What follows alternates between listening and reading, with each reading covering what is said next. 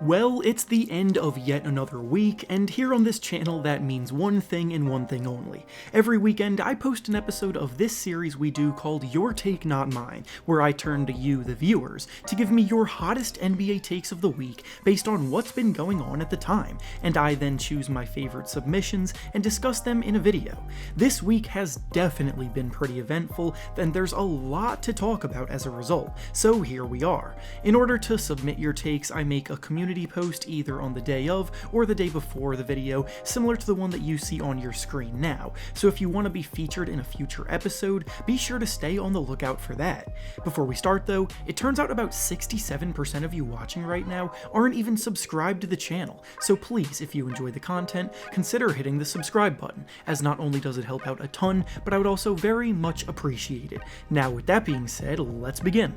The first take we'll be discussing comes to us from Nick, and he says that Anthony Edwards is the most underrated first pick we've seen in the NBA in years. This take comes about most likely because, for most of the season, Edwards really hasn't gotten all that much attention, which is admittedly pretty strange for a number 1 overall pick in the draft. LaMelo Ball dominates headlines on a nightly basis, sleepers like Tyrese Halliburton have made a name for themselves too, but Edwards seems to be much more behind the scenes. This, of course, is because the Timberwolves have been in last place in the West and been struggling for the most part, and early on, Edwards himself has been somewhat inconsistent, but most rookies that have score-first play styles are, so this isn't really anything out of the ordinary for him. He's strung together a few 20-plus point outings in recent weeks, and has definitely looked much more comfortable as each game passes, but until he threw down that monstrous highlight dunk the other day, he never really got the attention most number 1 picks deserve,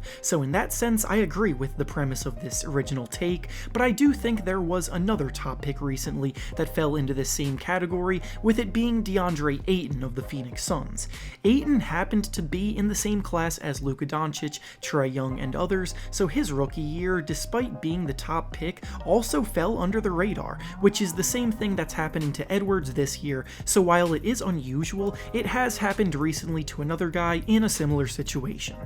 The next take we'll be discussing comes to us from Seth, and he says that Damian Lillard should be higher than LeBron James in the MVP rankings at this point. He gives plenty of explanation, which I won't read all the way through, but you can see on your screen, but basically his reasoning was that Dame has had to carry a worse team with plenty of injuries and has been producing at a higher level and been more valuable. So is this claim valid? Yeah, in many ways I do think it is. Lillard has been playing without CJ McCollum and Yusuf Nurkic for most of the season, and despite those 2 major losses, he still has the Blazers in 5th place in the Western Conference. He's led the team to win 6 of their last 7 games, he's been producing at a truly elite level in that span, scoring 30 or more points in 6 of those 7 games, and he's even been dishing out a ton of assists, hitting double digits in that category in 4 of those 7 games, creating so much of the team's offense on every given night. I don't necessarily think he's the leading MVP candidate right now, but I also don't view LeBron as the leading MVP candidate either, even though I know a lot of people are trying to push that agenda. When it comes to maybe 2nd place or 3rd place votes, players like these two, Nikola Jokic, Steph Curry, and Kevin Durant are all in that conversation as well, with Joel Embiid leading the way in the race at the moment, and putting that all in a set order after number 1 is so difficult that I wouldn't really mind having either one over the other in a race like that.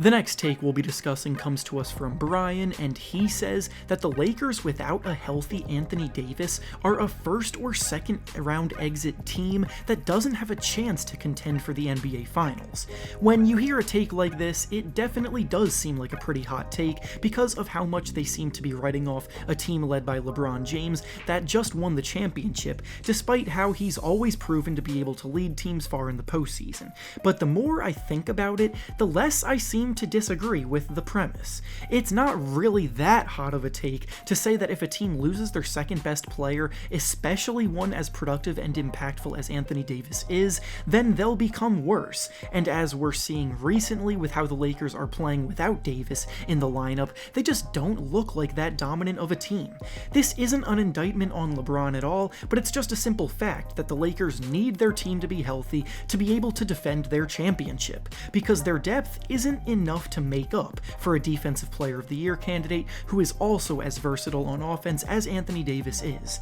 The Utah Jazz look very good this year, having built a team that dominates the defensive end while also shooting the lights out on offense. The Clippers are rebounding well from their disappointing season last year, as both Kawhi Leonard and Paul George are at the top of their games, and just in general, the West is as talented as ever, and the Lakers can't afford to go into the postseason beat up by injuries. As long as Davis returns to being healthy for the playoffs, they'll more than likely be fine, but you can't really deny that the team needs him to make that deep playoff run they want to have.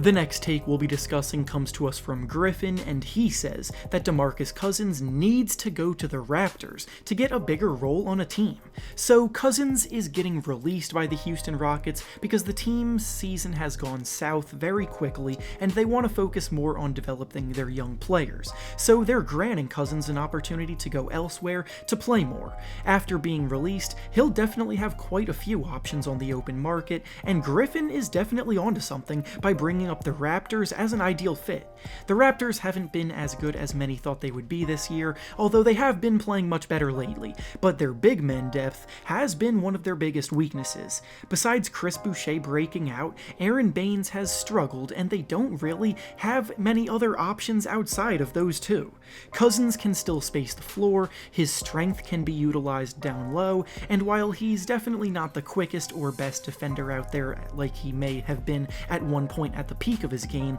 he could still offer them decent production in a more limited role like the Raptors could be offering.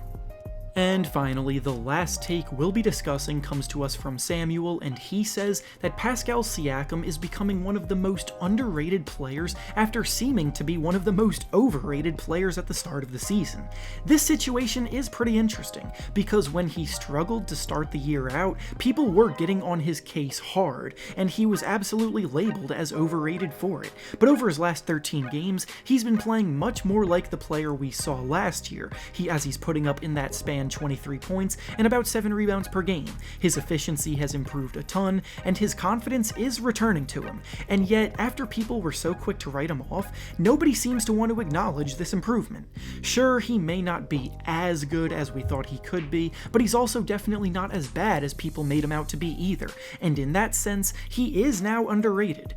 Overall, he's a fringe all-star that does a lot of things well out on the court, and he's helped turn the Raptors season around and get them back firmly into the playoff hunt as a result. And with that being said, that's all I have for you today. Make sure to like the video, subscribe to the channel, and comment down below what you think about the topics we discussed in this video. Thanks for watching, and I'll see you all next time.